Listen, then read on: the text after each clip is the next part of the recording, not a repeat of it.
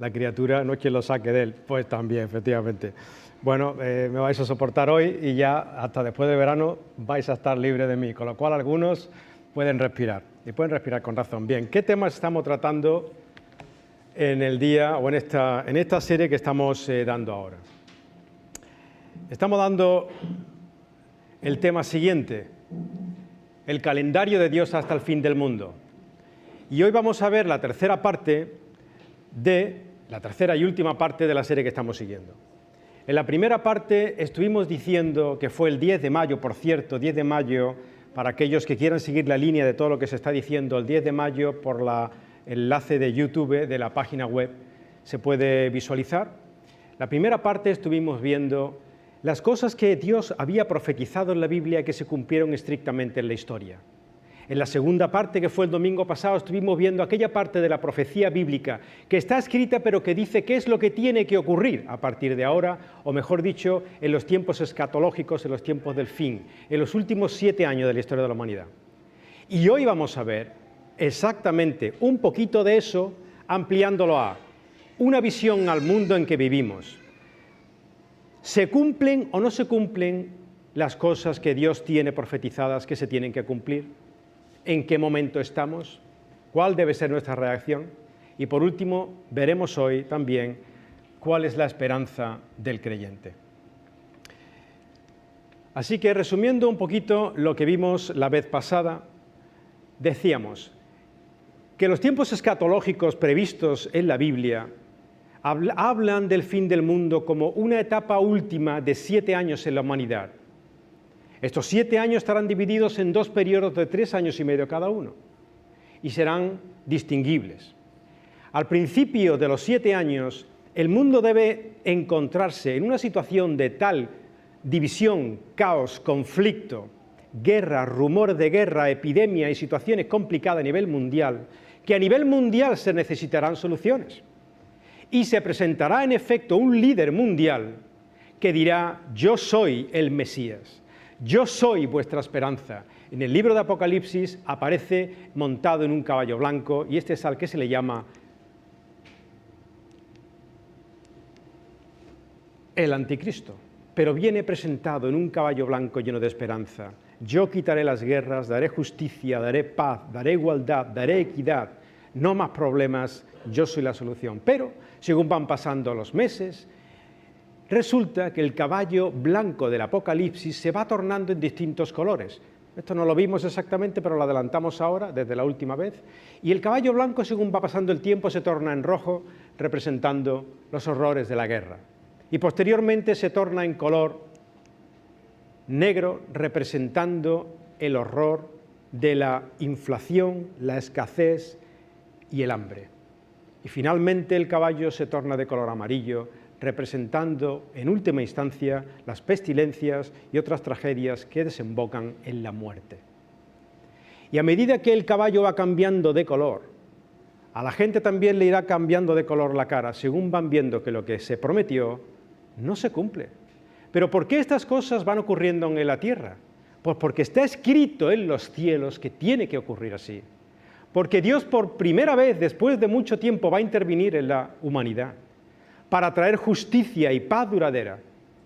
Y va a intervenir en una humanidad que cada día está más descontrolada, más frenéticamente fuera de toda moral y llena de injusticias, de horrores, de alejamiento de Dios. Y en el cielo, efectivamente, se nos describe en el Apocalipsis cómo Dios derrama una serie durante estos 7 años y desde el inicio, derrama una serie de juicios, 21 juicios de Dios, que vienen representados en 7 sellos, 7 trompetas y posteriormente 7 copas, representando los primeros 4 sellos de Dios, estos primeros famosos 4 jinetes del Apocalipsis. Bien, ¿y qué pasará en mitad de los 7 años? En mitad de los 7 años, este anticristo, que se presentará como la esperanza del mundo y que dará una apariencia que no es, pero que será enigmante, será cautivadora, romperá un pacto que ha firmado con los judíos al principio de los 7 años.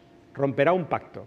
Este pacto se rompe a la mitad de ese periodo, a los 3 años y medio. Posteriormente entra en el templo de Dios, en el templo de Jerusalén, en Israel. templo que no existe ahora, pues entra en el templo y produce una abominación, es decir, se sienta allí y dice: yo soy Dios. Posteriormente hay una fuerte persecución contra el pueblo de Israel y finalmente se da muerte a 2 testigos de los que no hablamos la última vez. Adelantamos simplemente que durante esa primera etapa de 3 años y medio, Dios pondrá a 2 profetas en Jerusalén como última oportunidad y llamado al mundo entero para arrepentimiento de sus pecados y de todas sus terribles desviaciones. Serán asesinados justo a la mitad de los 7 años.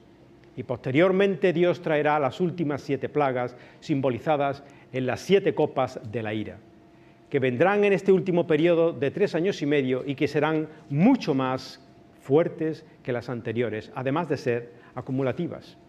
Y finalmente este anticristo, una vez que haya tenido todo el poder, donde ya no se le puede quitar, eso ha ocurrido también ya en la historia, muchas veces. Empieza a darle poder y llega un momento en que ya no se le puede quitar. Este hombre reunirá a todas las naciones del mundo en una batalla directamente enfrentado contra Dios, en la famosa guerra de Armagedón. Y ahí se nos describe en el Apocalipsis del apóstol Juan cómo Dios, a través de la persona de su Hijo Jesús, como Jesús de Nazaret, vendrá una segunda vez a la tierra, no como siervo para morir, sino como rey para juzgar. Dice que su nombre será verdadero y fiel, porque será el verdadero Mesías, no el que se presentó al principio, y fiel porque cumplirá sus promesas, no como el que hizo al principio. Y que en su muslo está escrito la palabra o la expresión Rey de reyes y Señor de señores, porque Él vendrá, y a partir de ahí reinará durante 1000 años en la tierra, literalmente, con aquellos que han creído en Él, como preludio a un estado eterno con los que son salvos, con los que son hijos de Dios, con los que creyeron en el Mesías Jesús de Nazaret como Hijo de Dios, Salvador del mundo. Bien, nos metemos en el día de hoy. ¿Qué vamos a ver hoy? Vamos a ver características del falso profeta y adoración a una imagen, al mismo tiempo que la marca de la bestia, el famoso 666. ¿Es el de todas las películas de miedo? Bueno, para ver qué dice la Biblia, ¿no? Realmente. Vamos a ello. Hoy, por tanto, resumiendo, vamos a ver 3 apartados. Lo primero, las características de esas 2 bestias que aparecen en el capítulo 13 de Apocalipsis. Luego, en el día de hoy, veremos en qué mundo vivimos, de lo profético a la actualidad. Y si no crees en estas cosas, podría llamarlo así, de la ficción al mundo real, para darnos cuenta cómo a veces la realidad supera lo mismo que tú consideras una ficción. Eso lo veremos hoy. Y también, por último, veremos la esperanza del creyente. Nos metemos en materia.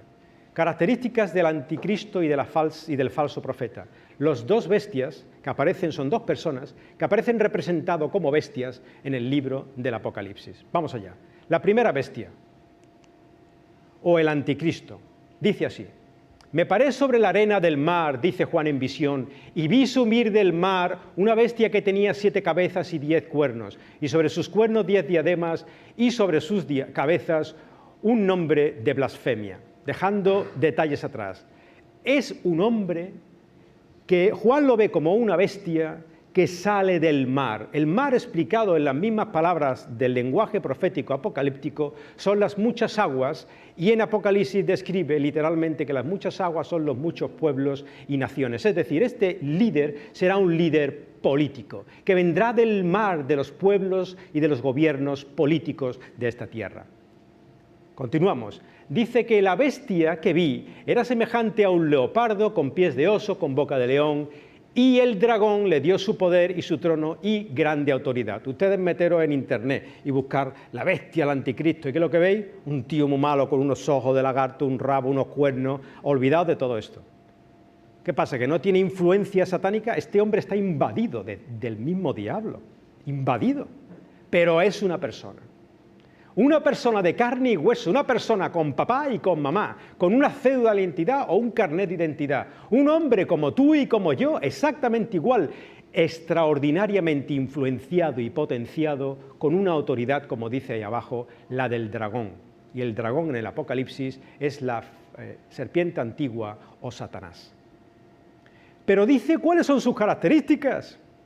Dice Juan, su boca era como de león, actuaba a sus pies como de oso, sus actuaciones de oso, y él era en sí semejante a un leopardo. Y los que hemos considerado la profecía de Daniel, sabemos que los animales distinguen o simbolizan distintos imperios que han habido a lo largo de la humanidad, de la historia. Representando el león, Babilonia, o el imperio babilónico, el oso Medo-Persia y el leopardo, Grecia. Por tanto, lo que está viendo aquí Juan en visión es lo que veía Daniel y nos está diciendo en realidad, este hombre tiene características y sus características son las siguientes. En cuanto a cómo va a hablar, cuando tenga todo su poder y hegemonía, no antes, será como un león, como Babilonia, con la misma autoridad dictatorial y totalitaria de los reyes de Babilonia.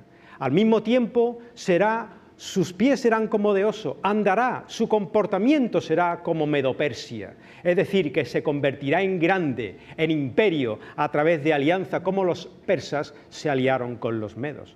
Él conseguirá el poder mediante alianzas, pactos y promesas. Y es más, su característica principal, él mismo será como un leopardo, como Grecia, será como un griego. ¿Qué eran los griegos? Tú vas a la ágora en Atenas y lo primero que te llama la atención son las estructuras de los gimnasios. Estaban obsesionados con el deporte y prestaban mucha atención a su cuidado físico.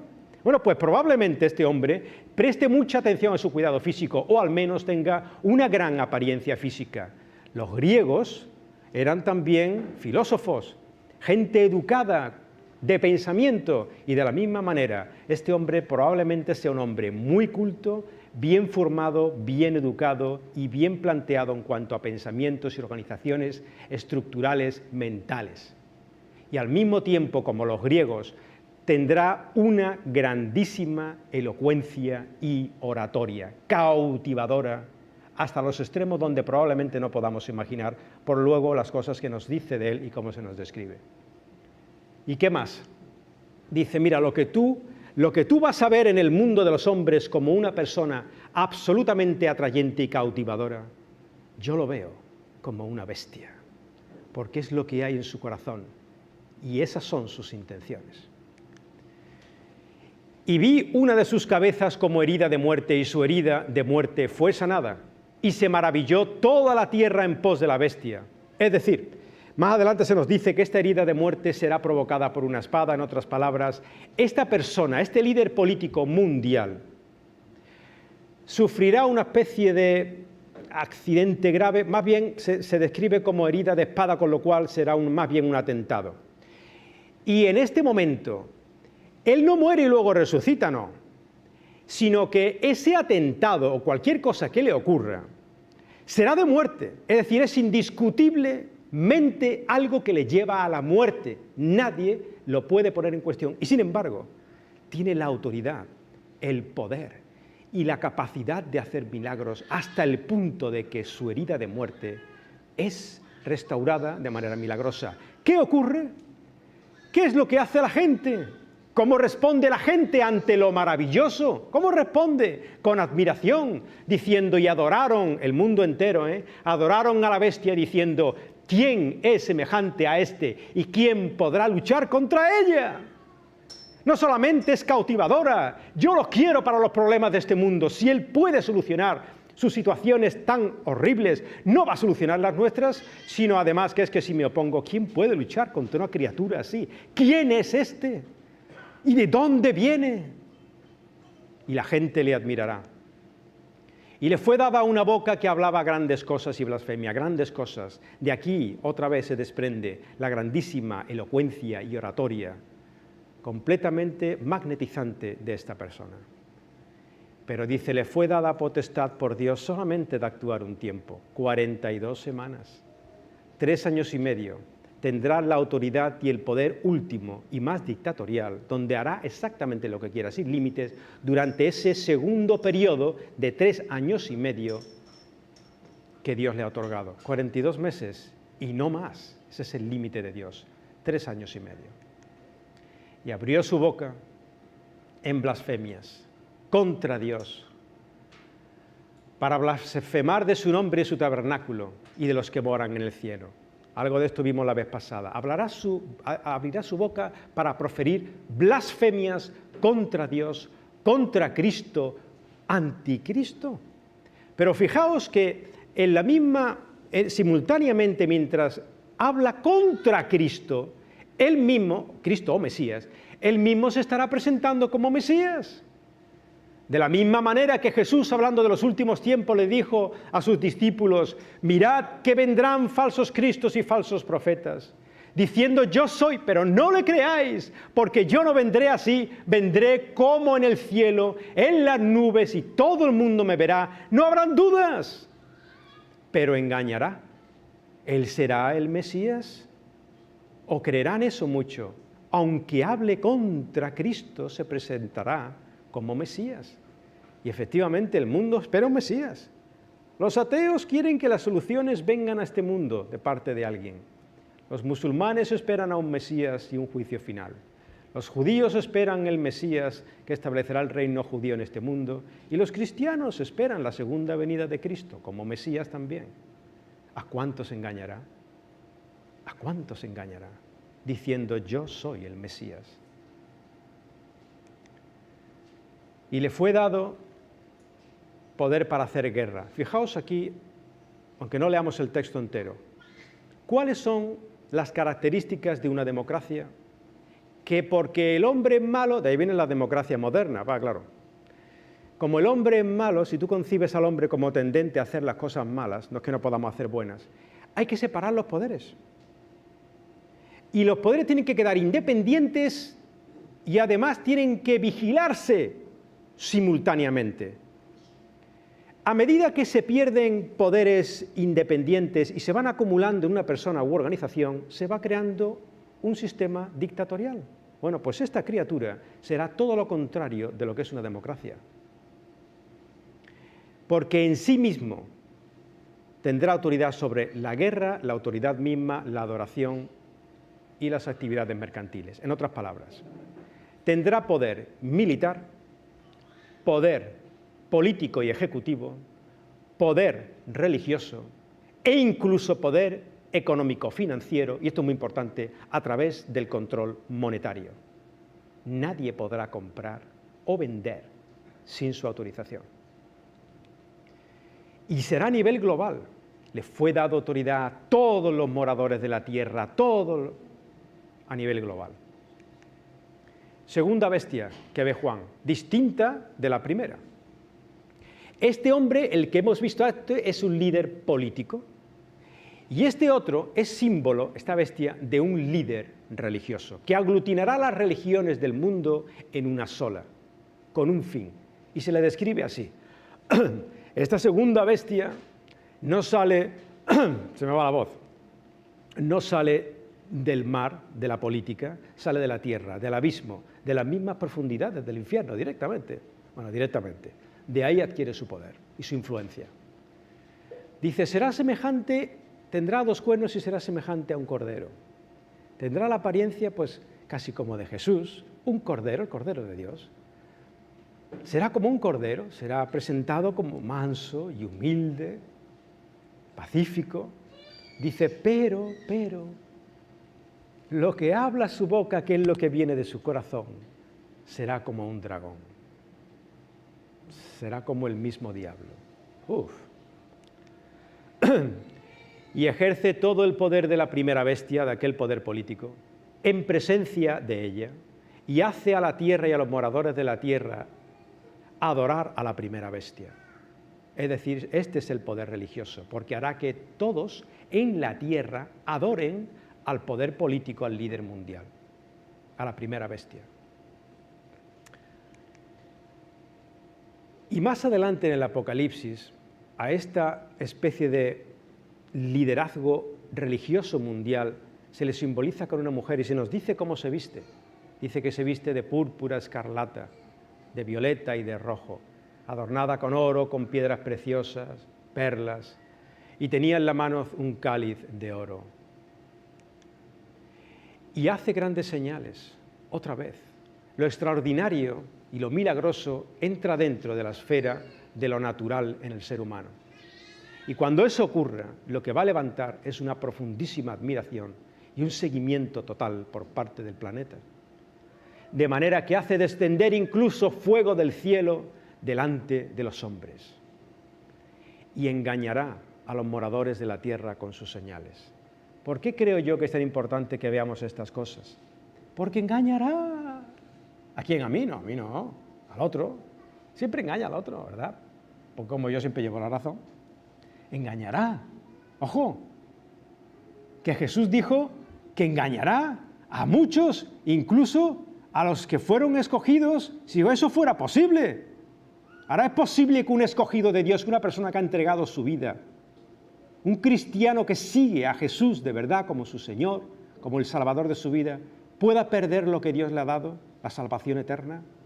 Yo creo que no. Definitivamente creo que no, por lo que está en la Biblia. Pero ¿puede un cristiano ser engañado? Pues si eso lo vemos continuamente.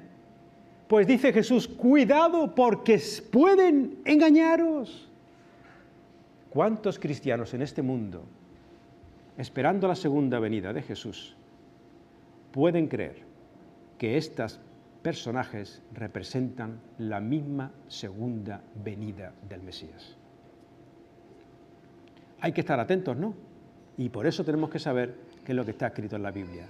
Porque además resulta esto, este líder religioso estará mandando a todos los moradores de la tierra que le hagan una imagen. Por lo visto, a esta religión mundial le gustan las imágenes. Y se le ocurre, vamos a hacer una gran imagen a esta bestia, probablemente a ese líder político, su misma figura e imagen, probablemente en el templo de Jerusalén, donde se produce la abominación desoladora de la que hablaba el profeta Daniel.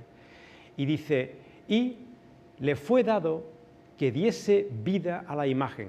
Yo creo que no será una vida biológica, sino que será algún tipo de vida probablemente artificial, no sabemos. Se le dará vida a esa imagen, para que la imagen de la bestia hablase e hiciese que todos, gracias Gabriel, que todos los que no adoren a esa imagen del poder político fuesen muertos.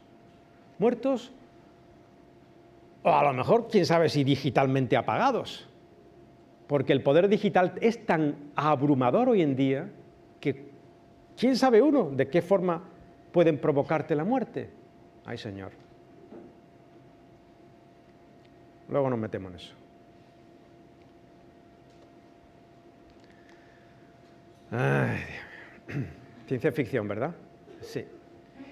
Y hace que todos, pequeños y grandes, ricos y pobres, libres y siervos, se les ponga una marca en la mano derecha o en su frente, y que ninguno pueda comprar o vender sino el que tenga la marca o el nombre de la bestia o el número de su nombre. Nadie podrá comprar o vender, nadie tendrá dinero, poder monetario. Aquí hay sabiduría, dice, el que tiene entendimiento cuente el número de la bestia, porque es el número del hombre. La representación o el símbolo de Dios en números es el 7 y el del hombre es el 6. Pues este dice es número de hombre y su número es 666. La culminación del máximo potencial humano estará resumido y compendiado en este líder político.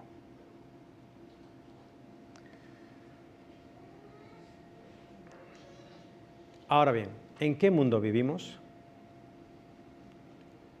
¿Por qué preguntamos esto? Preguntamos esto por lo siguiente, de lo profético a la actualidad. Tenemos que ver qué es lo que está pasando en el mundo y tenemos que ver hasta qué punto puede o no adecuarse a lo que está escrito. No va a ser que estemos cerca y no nos demos cuenta. Pero para que se cumpla lo que está profetizado, de acuerdo a lo que hemos leído, tienen que darse una serie de condiciones. 5. Tiene que darse un Estado de Israel, porque ahí están los judíos por medio todo el tiempo, en esas profecías. Tiene que darse el templo de Jerusalén. 3. Globalismo internacional.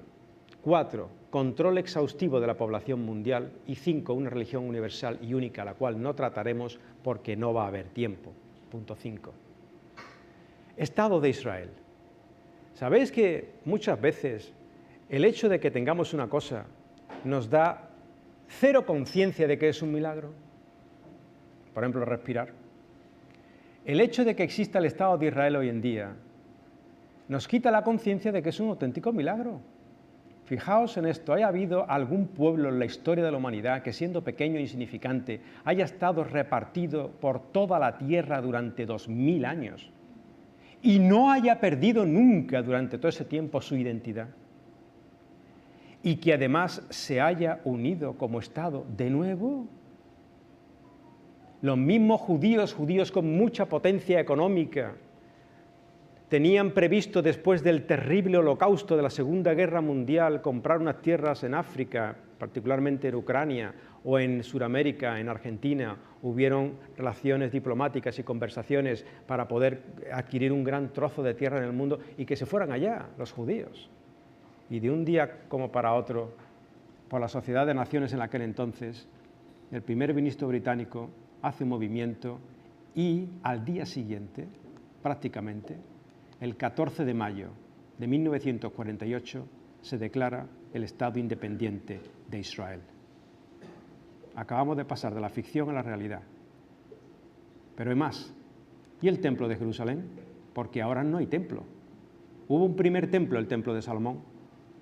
Se destruyó con los babilonios. Hubo un segundo templo llamado Templo de Herodes, que fue el que se reconstruyó después del exilio en Babilonia.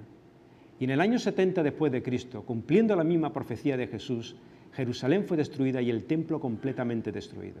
No hay templo. Y desde que no hay templo, los judíos no han podido hacer lo que tanto añoran hacer.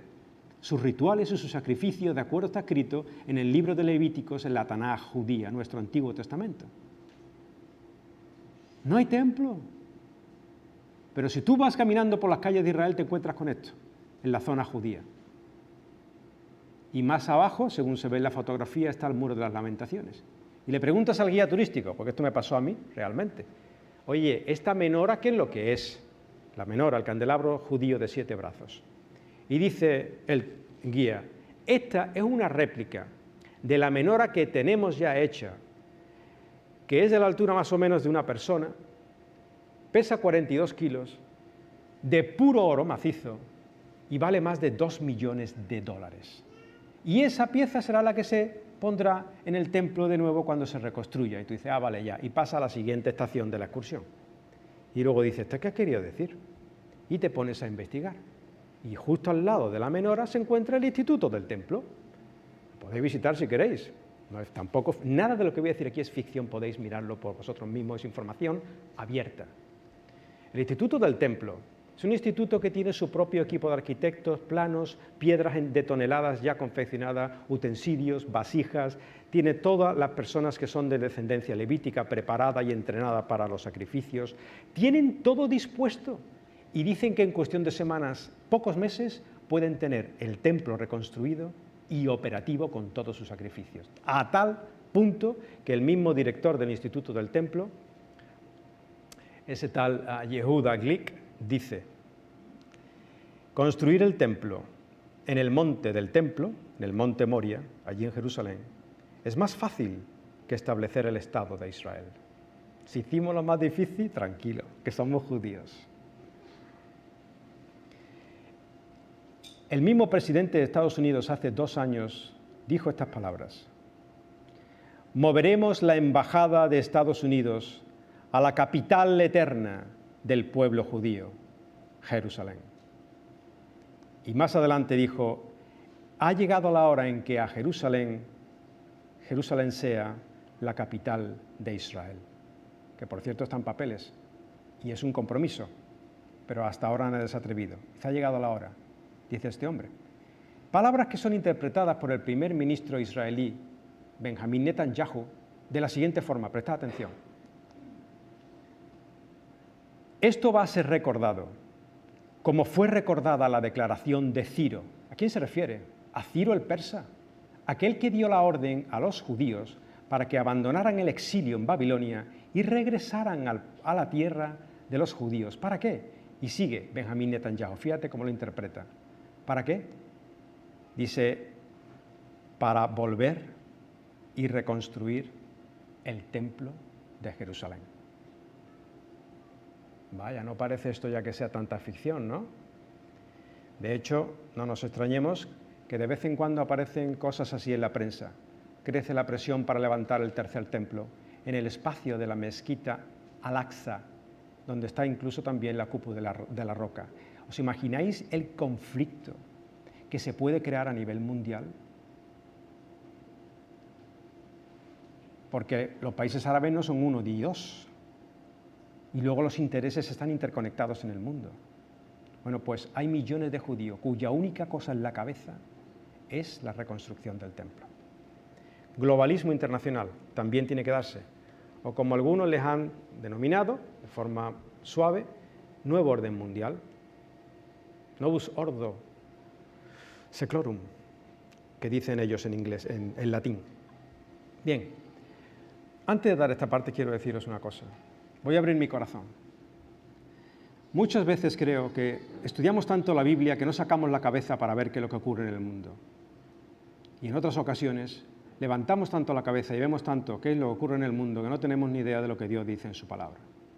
El equilibrio entre las dos es algo impresionantemente difícil. Mi intención hoy es procurarlo.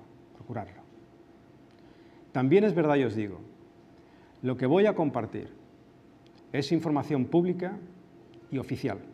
Lo podéis buscar vosotros mismos, pero desde luego en los telediarios no lo vais a ver. ¿Qué ha provocado esto en mi corazón? Aunque yo estas cosas las sabía, pero cuando te pones a investigar de verdad, ¿qué ha provocado? Un dolor grandísimo en mi alma. ¿Por qué? Porque no me quiero imaginar el mundo así. Pero el mundo es como es. ¿Qué es lo más fácil para mí? Pedir una pizza, tomar una cerveza y ver el partido de fútbol. Bueno, a mí no me gusta el fútbol, la película. Mi familia te puede contar. Hace meses y meses y meses que yo no me siento a ver una película. ¿Y qué es lo que observas cuando observas el mundo? Que tu corazón entra en una profundísima crisis, porque no quieres imaginártelo así. Pero es así.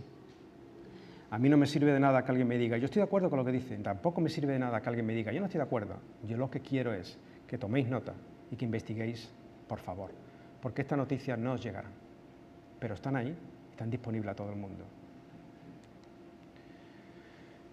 ¿Quiénes son los que gobiernan los pueblos?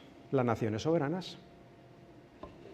¿Pero las naciones soberanas son soberanas? Negativo. ¿Por qué? Debemos mucho dinero, señores.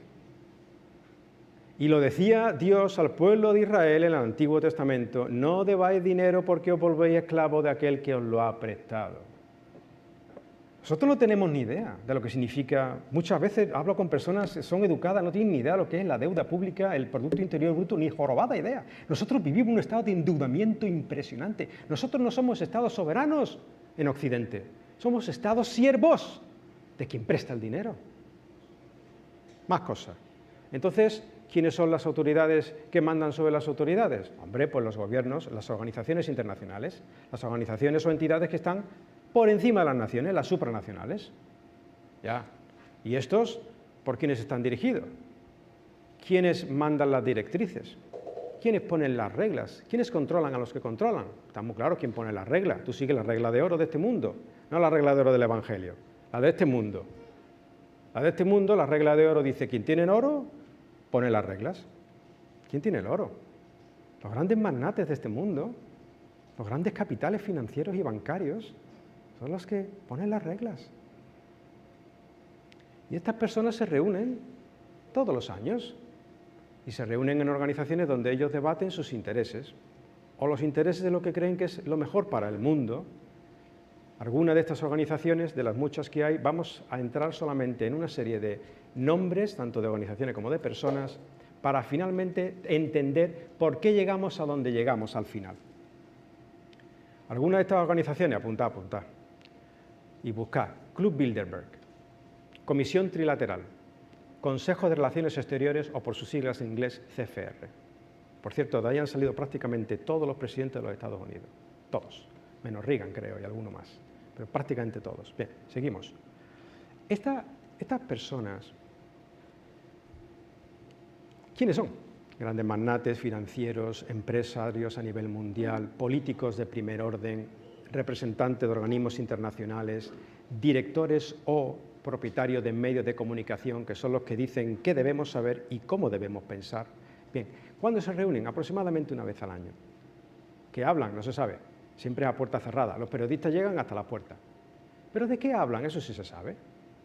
Básicamente es, oye, ¿qué? ¿Cómo vamos a dirigir el mundo el año que viene? ¿Hacia dónde van a ir los tiros? De eso hablan. ¿Cómo influencian al mundo de acuerdo a los intereses que ellos creen que es lo mejor para el mundo? Pues desde abajo, desde las bases sociales, y desde arriba también con una fortísima influencia supranacional. Y ahora lo veremos con unos ejemplos muy prácticos, que son reales, pero que son ejemplos, es tirar de un hilito de la maraña de hilos que hay. Todo funciona así. ¿Cuáles son sus barreras? Sus barreras son muy claras, sus obstáculos a vencer. 1. Las nacionalidades, las identidades nacionales. ¿Por qué? Porque si una nación no está dividida y está cohesionada, oye, puede pensar una misma cosa. Y eso puede ser que no sea lo que nosotros pensamos que es lo mejor. Destruyamos las naciones. La segunda gran barrera que tienen estas personas son las familias. Porque las familias vierten a la sociedad otras personas.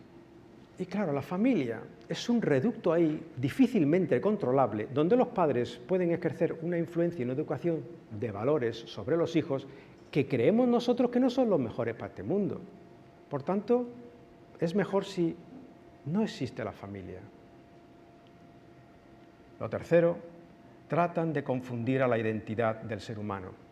Porque un ser humano que no tiene claro quién es o qué es un ser humano confundido, y un ser humano confundido estará entretenido y será fácilmente maniobrable, o si lo queréis, manipulable. Pero ¿cuál es el obstáculo del obstáculo? El cristianismo. ¿Por qué? Porque el cristiano, se supone, a no ser que estemos adormilados, es el primero que se va a levantar en defensa de la vida humana desde su concepción hasta su muerte natural, que no es precisamente lo que ellos quieren porque conciben a un mundo mejor si hay muy pocas personas en el mundo. El cristiano es el primero que se levanta y defiende la familia tal como Dios la instauró en el principio. El cristiano es el primero que se pone en pie en pro de la libertad del ser humano y especialmente la libertad de conciencia. Y de ahí ese afán y odio contra el cristianismo que vemos hoy en día en tantas cosas. No es contra otras religiones, es contra el cristianismo. Nombres de algunas personas, ellos mismos dan sus nombres. Esto no, aquí no estamos desvelando secretos de alto nivel. Ellos mismos dan sus nombres y estas cosas no se esconden, ellos mismos no las esconden. Ahora lo veremos. Por ejemplo, George Soros, es de los que van a estas reuniones, familia Rockefeller, especialmente David Rockefeller, ya fallecido, y Bill Gates, entre decenas y decenas y decenas. Cada uno de ellos son filántropos, es decir, personas que se preocupan por el mundo, que hacen cosas buenas por el mundo y que tienen una idea, una concepción de cómo tiene que ser el mundo. Y por tanto, cada uno de ellos tiene su propia fundación. Fundación Sociedad Abierta, Open Society, de Soros, la Rockefeller Foundation y la Bill y Melinda Gates, Fundación Bill y Melinda Gates. Bien, ¿cómo funciona? Vamos a poner un ejemplo. George Soros. Él tiene una fundación que se llama Open Society. Y la Open Society tiene a su vez una financiación en una red enmarañadísima de decenas o centenares de instituciones, organizaciones y ONGs. Estas a su vez aportan dinero y financian diferentes entidades o empresas. En este caso, la Open Democracy. Open Democracy, buscarlo. Open Democracy es una revista digital que proclama el libre pensamiento para este mundo. Vale. Todo lo que veáis Open, lo que sea ONG, financiado, auspiciado, iniciado, fundado, financiado, George Soros. ¿Vale? Bueno, pues esta revista, por ejemplo, publica cosas así, el 24 de mayo de este año. La crisis del coronavirus muestra que ha llegado el momento de abolir la familia. Si tenéis estómago, seguid leyendo el artículo. Pero dirá cosas de este tenor. El modo de la reproducción social de la familia privada sigue siendo francamente... Bueno, el autor ha querido decir una porquería, ha dicho un término algo más grosero. Dice, la familia, en realidad, nos sexualiza, nos nacionaliza y nos racializa.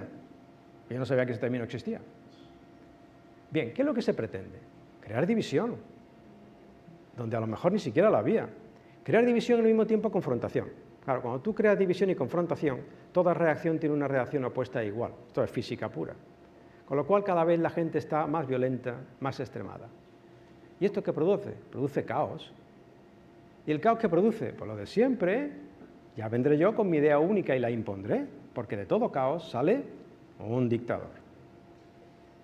Eso desde las masas, ¿vale? Acabamos con nuestra pancarta, igualdad, beneficio, ¿okay? Esto desde las masas. Bien. Y desde arriba imponen su poder sobre los poderes supranacionales. Por ejemplo, las Naciones Unidas, Banco Mundial, Fondo Monetario Internacional, bancos centrales, Unión Europea, etc. En este ejemplo, Naciones Unidas. Las Naciones Unidas cocinan su propia agenda. Por ejemplo, Agenda 2030. La Agenda 2030, si alguien se ha molestado en leerla, son 17 puntos auténticamente maravillosos, de verdad maravillosos para el ser humano. Y son tan maravillosos que ¿quién lo pone en tela de juicio? Nadie. Bien. Esto se lleva y se traslada a los gobiernos nacionales soberanos e independientes. Ahí vamos. Bien, ¿algo uno de ustedes ha votado la Agenda 2030? No, entonces, ¿es que nos viene impuesto? Dice a nosotros, no, a nosotros no, al mundo entero porque viene de la ONU. ¿Qué más? Esto se traslada a los parlamentos y en los parlamentos se vota y los políticos, presionados desde arriba por poderes políticos y económicos, presionados desde abajo por movimientos sociales, deciden cosas. Y en el Parlamento andaluz, hace unas semanas, se decidió algo y ya veis cómo la política mundial tiene un reflejo en el ayuntamiento de tu pueblo. Y como tú no puedes decir yo no quiero saber de esto o aquello porque aquello afecta a tu familia y a tus hijos. ¿Y qué votó hace una semana el partido aquí en la cuestión andaluza? Pues que a partir del año que viene, nuestros hijos en el colegio van a tener una semana de celebración del orgullo gay. Y le van a enseñar, obligatoriamente, cuáles son todas las bellezas, bondades y maravillas de ser gay, lesbiana, homosexual, bisexual, transexual, transgénero o cualquier otra cosa. Y tú dices, pues si yo no quiero que mi hijo, no quiero, pues lo siento, si te permaneces callado mirando para otra parte, oye, cuando el lobo crece, ha crecido. ¿Y esto para qué? Pues hombre, ¿esto para qué? Mira, no ahora no, hombre, en unos años, 15, 10, 20, vamos a poner la fecha que ellos han puesto, 2030. Vamos a poner que en 10 años. En 10 años tú le enseñas a los niños las mismas cosas en el colegio. Claro, siempre hay igualdad, respeto, todo, vale, pero las mismas cosas, ¿vale? Y una vez que tú ya les enseñas las mismas cosas, ¿cómo salen los niños? ¿Cómo sale la siguiente generación? La que viene ahora, la de ya. Ahora tienen 5 años, dentro de 10 tienen 15, y si tienen 10 años, dentro de 10 tienen 20. O sea, ya. La siguiente generación sale cocinada, de fábrica, todo el mundo pensando lo mismo. De forma que ya la sociedad que viene no sea como la definió el Señor para esta tierra. Os veo que sois ovejas sin pastor. A ver cómo se verá entonces la sociedad de aquel entonces, como describe los apóstoles a los hombres en los últimos tiempos. Y ya no seremos como ovejas no tenemos pastor, sino que seremos ovejas de un gran redil. Y el pastor será el totalitarismo global. Pero claro, totalitarismo global suena, eso que no, que es muy fuerte. Venga, vale, vamos a rebajarlo. ¿Cómo lo llaman? Lo llaman el nuevo orden mundial, que suena bien, nuevo orden mundial. Son palabras directas de George Soros en una entrevista, la repite varias veces en cuestión de un minuto. ¿Y qué decimos de Rockefeller? Bueno, la familia Rockefeller, también como Soros, de judío. Rockefeller es de origen judío alemán, Soros de origen judío húngaro. Soros es un ateo completo. ¿Y qué dice Rockefeller? Rockefeller dice como esta, las Naciones Unidas, él dice así: estamos al borde de una transformación global. Atención, estamos al borde de una transformación global.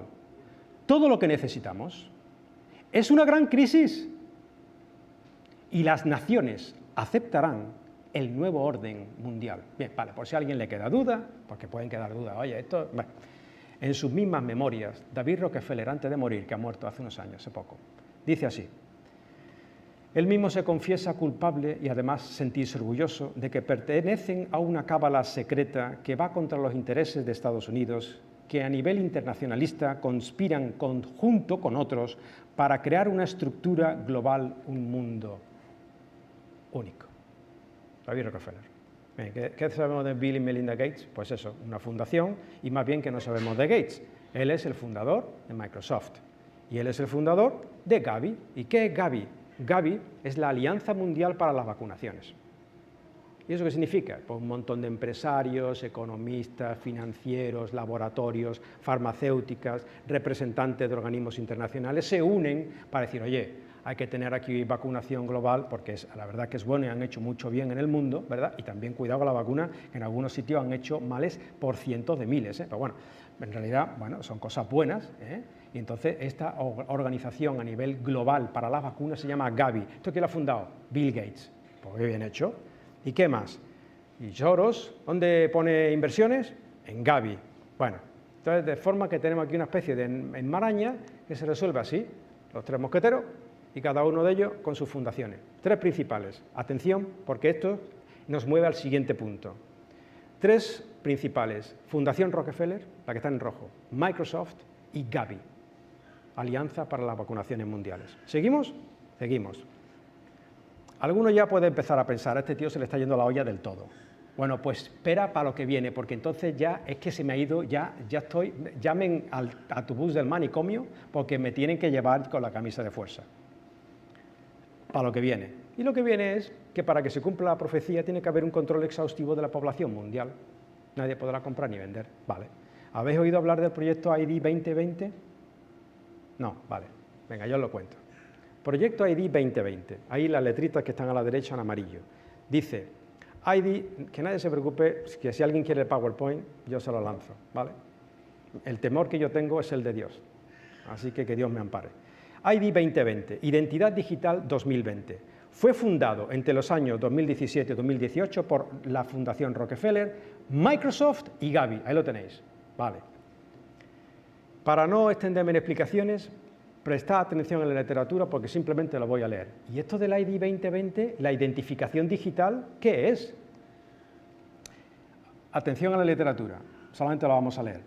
El ambicioso proyecto ID 2020, que se propone la digitalización global con datos biométricos, que es eso, ahora vemos, y tecnología blockchain, que es eso, ahora lo vemos, de todas las personas del mundo. ¿Qué son los datos biométricos? Esta entidad digital reconocerá nuestras huellas dactilares, iris de los ojos, reconocimiento facial y tono de voz. No te va a escapar. Y los conectará con registros médicos, fecha de nacimiento, nivel educativo, viaje realizado, aquí tendrán que hacer una búsqueda muy grande conmigo, tarjetas de crédito, ahí no tienen problema, historiales de empleo, licencias de educación, de conducción, perdón, y cuentas bancarias. ¿Y qué es la tecnología blockchain o tecnología de información en bloques? Dice, es la identidad de cada individuo traspasará las instituciones y fronteras nacionales. ¡Qué bueno! ¡Qué bueno! O sea, mi identidad ya no va a estar bajo una identidad nacional, España en este caso. No. Mi identidad digital traspasa la frontera para estar en manos ¿de quién? Pues todavía no se sabe. Hombre, yo digo una cosa, si esto estuviera en manos de ángeles, pues yo no estaría preocupado. Pero el ser humano no ha demostrado ser precisamente ángeles.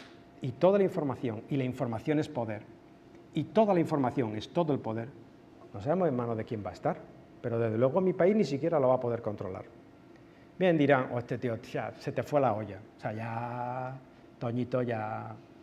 Pues claro, a mí en el telediario yo no, claro que no, ¿qué te digo yo que no? Se me ha ido la olla, vale. Entrad en la página oficial de empresas de tecnología, por ejemplo, como Accenture, y que encontráis, ID 2020, identidad digital, esto va a ser maravilloso. Mira, te decimos cómo funcionan todas sus virtudes. Esto es maravilloso, se te congela la sangre cuando conoces la profecía bíblica. Y más adelante dice, hombre, y además, súmate. Dice, súmate, ¿por qué? Dice, hombre, y te voy a dar las razones. Súmate porque estamos en colaboración con Microsoft, o sea que no hay problema. Además, tenemos la colaboración de organizaciones humanitarias mundiales, es decir, las fundaciones filantrópicas que hemos visto antes, o sea que no hay problema. Y además tenemos la colaboración de las Naciones Unidas, o sea que tú tranquilo, tío, está todo controlado, o sea, no tengas ningún problema, súmate al proyecto, vale. Bien, se me ha ido la cabeza, ¿verdad? Sí, seguramente se me ha ido la cabeza. Si alguna foto tenéis que echar, esa es la de la siguiente diapositiva. Porque la siguiente diapositiva es el portal de todas las patentes a nivel mundial. Ahí la tenéis. Como veis, en la pestaña superior de arriba dice COVID-19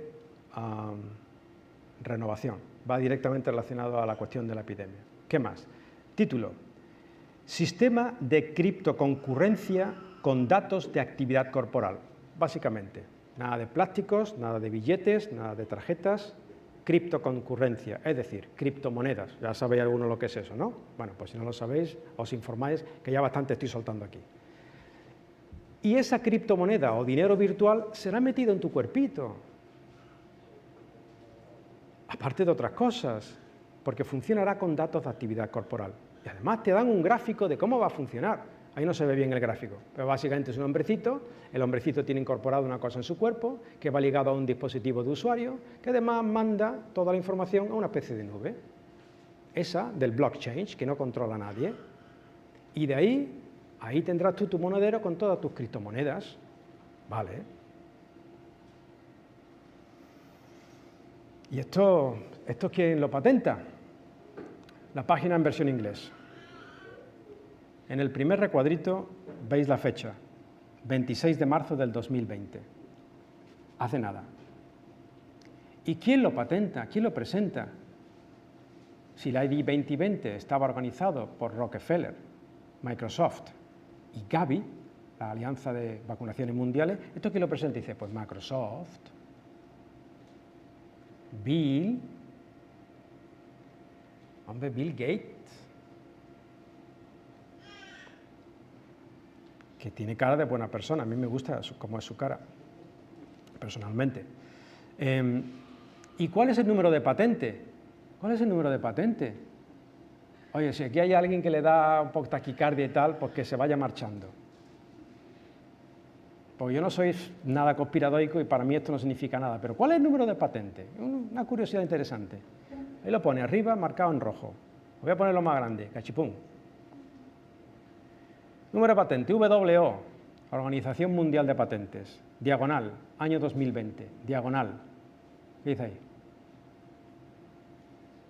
Ah, no se ve, lo digo yo, 06, 06, 06. ¿Esto qué es? ¿Coincidencia? ¿Cinismo? Yo sinceramente estoy confundido. Pues bueno, ese es el número de la patente. Ahora, algunos ya que andan con el nervio, ay, ¿qué hago? ¿Yo me pongo la vacuna? Ah, ponte la vacuna, hombre, si tú crees que te tienes que poner la vacuna, ponte la vacuna. Es que me van a meter un nanorobot, y dices, vale, tú ves muchas películas de ciencia de la galaxia. ¿Tú crees que debes vacunarte? Tranquilo, como cristiano, vacúnate. ¿Ah? Cada cual haga lo que bien corresponda que crea hacer. Ahora, esto es la marca de la bestia, el chip, el microchip.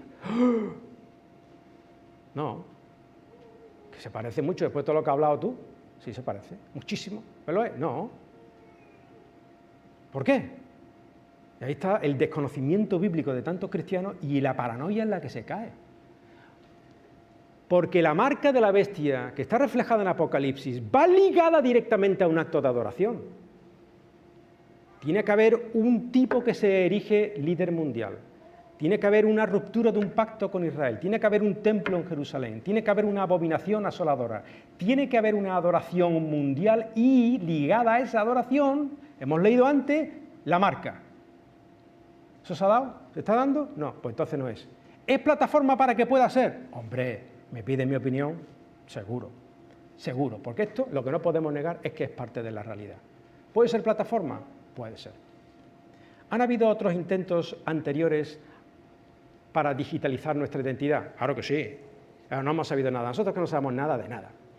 Pero hay gente que lo ha parado. ¿Por qué? Dice, hombre, porque esto es privar la libertad al ser humano, ojo. Esto tiene unas consecuencias que nadie puede medir, ¿dónde termina? Pero claro, ay. ¿Y si se trata de una pandemia? ¿Y si esta pandemia se recrudece hasta el punto en que nos tengamos que tomar muy en serio la vida de miles de seres humanos, nuestras propias vidas? O si esta pandemia se va y viene otra, porque por lo visto se sabía que iba a venir. El mismo Bill Gates en el 2015 graba una conferencia, ahí lo tenéis en TED, 2015, Bill Gates habla de que iba a venir exactamente esto, un coronavirus. ¿Y si viene otra? Gorda, de verdad. ¿Qué va a pasar? Oye, pues vamos a tener que vacunar a todos, pero ¿cómo dice obligatoriamente? Es que nos vamos a estar vigilando unos a otros a ver si está vacunado o no, porque yo lo que no puedo permitir es que tú pongas en riesgo la salud de mi familia. Claro, ¿qué es lo que dice el mismo Bill Gates? Se ha hecho perder la presentación. Yo lo leo. Dice él, el mundo solo volverá a la normalidad cuando todas las personas del planeta hayan sido vacunadas. Pero claro, ¿de qué sirve que te pongan una vacuna si tú no puedes certificar tu vacunación de forma patente, de forma clara y concisa? ¿De qué sirve? Te tienes que vacunar y tiene que ser identificado para certificar tu vacuna. Y para que esa certificación no falle, tiene que ser digital. En otras palabras, vacunado por obligación es, ahí no se ve, pero bueno, lo digo yo, es identificado. Vacunado, identificado. Y si estás vacunado, identificado, ¿qué estás? Controlado. Ninguno puede comprar o vender sino el que tenga la marca. Apocalipsis 13, 17. Yo creo que no estaré ahí para cuando eso venga. Yo creo que nosotros no estaremos ahí para cuando eso venga. Pero si estuviésemos, en mi familia no se libraría nadie, porque no se libraría nadie. Bueno, yo tengo aquí una foto de alguien que sí se va a librar en mi familia, mira. Wanda. Mi perrita se va a librar. Por primera vez se va a alegrar de no ser humana. Y eso a lo mejor se libra, no se me venga muy arriba, porque ya está vacunada y tiene un chip. Se tiene que dar también una religión única, universal. No diremos nada al respecto por tiempo, pero miradlo vosotros mismos. ¿Cuáles son las continuas declaraciones que se han dado por sucesivos líderes en el orden religioso? Vamos, es que de su boca sale continuamente nuevo orden mundial. Y además dicen reiteradamente, y no voy a referirme a nadie en particular, porque como no tengo diapositivas para mostrarlo, para que vosotros lo busquéis, pues no me refiero a nadie en particular, pero habla continuamente de que tenemos problemas que no pueden solucionar las naciones y necesitamos una gobernanza con un líder mundial. Se acabó, más claro el agua. ¿Cuál es la esperanza del creyente? Estas cosas me las hacen cuando me extiendo demasiado, dice, vamos a echarle a perder algo ahí, para que el tío no hable tanto. La esperanza del creyente. ¿Dónde estará la Iglesia? La última vez vimos que de acuerdo a la escuela profética a la que te puedas añadir, creeremos que la Iglesia será arrebatada de este mundo, llevada por Dios de este mundo al otro, de forma simultánea, todos los hombres que sean creyentes y mujeres en el mundo entero. Millones de seres humanos desaparecen del planeta Tierra. ¿Cuándo? Algunos ponen este evento llamado arrebatamiento o rapto de la Iglesia al final de los 7 años que hemos hablado, en mitad y otros al principio, antes de que estas cosas ocurran. Os dije la última vez que yo me añadía a la escuela del principio porque es la que más me gusta. Pero no es porque es la que más me gusta, sino porque creo, con todo respeto hacia las otras posturas que tienen sus buenos argumentos, creo que es la que más pesa. Y vamos a ver unas cuantas razones bíblicamente de por qué creemos que nosotros no vamos a estar aquí, o por qué creo yo que nosotros no vamos a estar aquí cuando todo esto acontezca.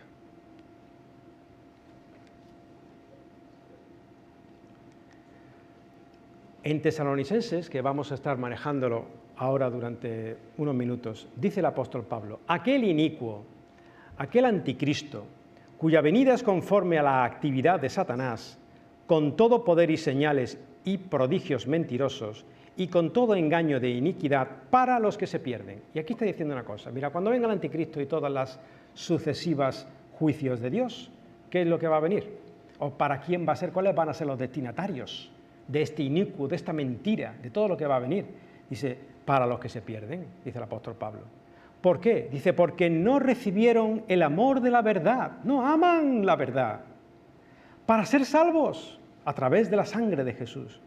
Pero por esto mismo, Dios les envía un poder engañoso para que crean en la mentira, a fin de que sean juzgados todos los que no creyeron en la verdad, sino que se complacieron en la maldad.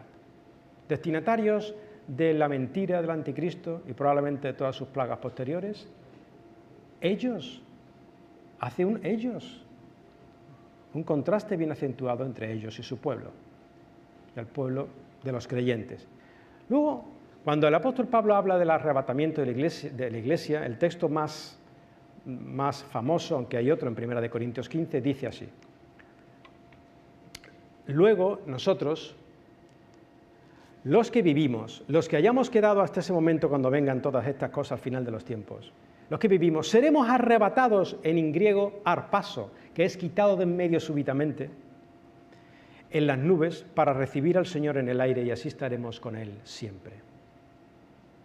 Pero claro, ¿cuándo exactamente los destinatarios de la iniquidad, del falso Mesías, son los que no quieren creer? Y la Iglesia dice que será arrebatada, pero la pregunta es ¿cuándo? ¿En qué momento de estos 7 años? Y dice así, la siguiente, dice, y ahora, vosotros sabéis qué es lo que lo detiene, hablando del anticristo. ¿Sabéis qué es lo que lo detiene? Para que sea revelado cuando llegue su tiempo, el tiempo establecido por Dios, porque todo está bajo el control de Dios. Dice, porque el misterio de iniquidad, o este anticristo, ya opera. Efectivamente, el anticristo ha tenido muchos precursores. Nerón, Napoleón, Hitler, fueron perfectos precursores, pero no es la pieza maestra. Dice, bueno, este que ya está operando en el mundo, solo espera a que una entidad sea quitada de en medio, que es el que ahora lo detiene, y entonces será revelado esta bestia o este anticristo. Es decir, que hay algo, una entidad, que detiene que esta persona venga a este mundo. Algunos han interpretado que puede ser el Espíritu Santo, yo no lo creo porque eso no está en ninguna otra parte de la Biblia, además Dios está en todas partes, no me suena. Algunos han interpretado que es el arcángel Miguel y han situado entonces que el rapto es a mitad por esas razones, tampoco sinceramente creo, aunque hay ciertos apoyos que son lógicos. Algunos han defendido que esta entidad que tiene que ser quitada es la Iglesia, de manera que la Iglesia es llevada por Dios en ese rapto, arrebatamiento, y posteriormente viene la revelación de este hombre. ¿Es posible? Es posible, pero aquí hay un pequeño problema. El argumento es débil, porque esta entidad que está previniendo que este hombre venga, está aquí en en masculino, el que lo detiene, masculino en griego. Sin embargo, la Iglesia es femenino, así que no casa, a no ser que lo que el apóstol Pablo estuviera queriendo decir fuera el remanente de Dios, que es masculino, el remanente de Dios en su Iglesia, o el remanente de Dios representado por la Iglesia. Puede ser, pero sigue siendo un argumento débil porque está basado en la especulación de cuál es esta entidad. Pero si fuera así, el remanente de Dios o la Iglesia tiene que ser quitada y entonces es cuando viene la presentación, la puesta en escena de este individuo. Pero esto, si es así, tiene que ser de otra forma argumentado, porque el argumento, como hemos dicho, es débil, puesto que está basado en la especulación del versículo anterior. Pero el apóstol Pablo nos sigue hablando en Tesalonicenses y nos dice, oye, que cuando digan paz y seguridad, al comienzo de todas estas historias, entonces vendrán sobre ellos destrucción repentina, como los dolores a la mujer que da a luz y no escaparán. Y de nuevo dice, cuando digan paz y seguridad, cuando venga estas cosas, entonces vendrá destrucción repentina sobre ellos. Y dice el apóstol Pablo, sobre ellos, le está hablando a los creyentes, pero pone un plural de tercera persona, sobre ellos. Y no escaparán. Y a partir de ahí, en esos versículos siguientes, hace un marcado contraste entre ellos, nosotros, ellos, nosotros, ellos y nosotros, hablando del juicio de Dios, de su venida y de las cosas que han de acontecer en los últimos tiempos. Y él mismo dice, dentro de ese contexto, porque no nos ha puesto Dios para ira, sino para obtener salvación por medio de nuestro Señor Jesucristo. Y es verdad que en el Apocalipsis hay 3 tipos de ira, la ira del dragón, la ira de las naciones y la ira de Dios. Y es verdad que no siempre Dios libra al creyente, como mucha gente cree, que no es cierto, que nos libra de la ira del dragón o de la ira de las naciones. De hecho, el cristianismo ha sido fuertemente perseguido a lo largo de todos los periodos de la historia, o los verdaderos cristianos por lo menos. Pero hay una ira de la que sí te libra siempre Dios. Si tú eres hijo de Dios, Dios no te libra de su disciplina, pero Dios sí te libra de su ira. Dios no ha previsto para ti su ira. Ha previsto para ti salvación, y la ira es para aquella obsesión recalcitrante de la negación y la rebeldía contra Dios. Jesús, cuando estuvo hablando a sus discípulos referente a los últimos tiempos, dijo así: y como fue en los días de Noé, así también será en los días del Hijo del Hombre. Comían, bebían, se casaban y se daban en casamiento hasta el día. Hubo un tiempo, un punto en el tiempo, hasta el día en que Noé entró en el arca, y entonces vino el diluvio y los destruyó a todos. Está hablando Jesús de los últimos tiempos. Y Noé entró, y Dios derramó su ira contra toda la maldad que había en este mundo. Y Jesús pone otro ejemplo además. Y asimismo también, como fue en los días de Lot, comían, bebían, compraban, vendían, plantaban, edificaban, pero el día, otro punto en el tiempo, en el que Lot y su familia, siervos de Dios, salieron de Sodoma, cuando salió de Sodoma, llovió, Sodoma en la ciudad de Gomorra, ¿verdad? Famosa historia, llovió del cielo fuego y azufre y destruyó a todos. Jesús está diciendo, la ira de Dios funciona en la historia, quitando primero a sus siervos y derramándose sobre aquellos que han sembrado la crueldad, la injusticia y el pavor en este mundo. Aquellos que se rebelan contra Dios y su ley. Pero quizá la razón más pesada o de mayor peso que yo encuentro es la misma interpretación que te da el libro de Apocalipsis. El libro de Apocalipsis es un libro que desde el capítulo 6 hasta el 19, prácticamente el libro entero, refleja mediante simbología todas las plagas, todos los juicios que van a venir a este mundo por parte de Dios en estos últimos 7 años.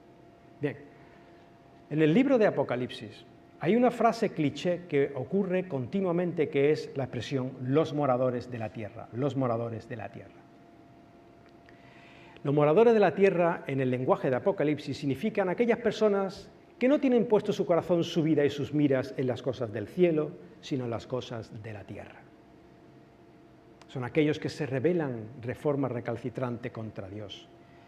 Y el libro de Apocalipsis, que prácticamente entero son juicios de Dios derramados ante o sobre los moradores de la tierra, en el mismo libro de Apocalipsis nos da unas palabras de consuelo el apóstol Juan cuando habla por medio del Espíritu Santo a la iglesia de Filadelfia y le dice así, en el mismo libro de Apocalipsis: por cuanto has guardado la palabra de mi paciencia, yo también te guardaré de la hora de la prueba que ha de venir sobre todo el mundo. ¿Qué prueba? La que va a haber, la que estoy describiendo en este libro de Apocalipsis, sobre todo el mundo, para probar a quiénes, a los que moran sobre la tierra. Y aquí la expresión es, te guardaré de, no dice te guardaré en, o te guardaré en medio de, sino te guardaré de, te sacaré fuera, es lo que significa, de aquella hora de la prueba que está reflejada y expresada en el libro de Apocalipsis, que vendrá sobre todo el mundo y sobre todos los que moran en la tierra.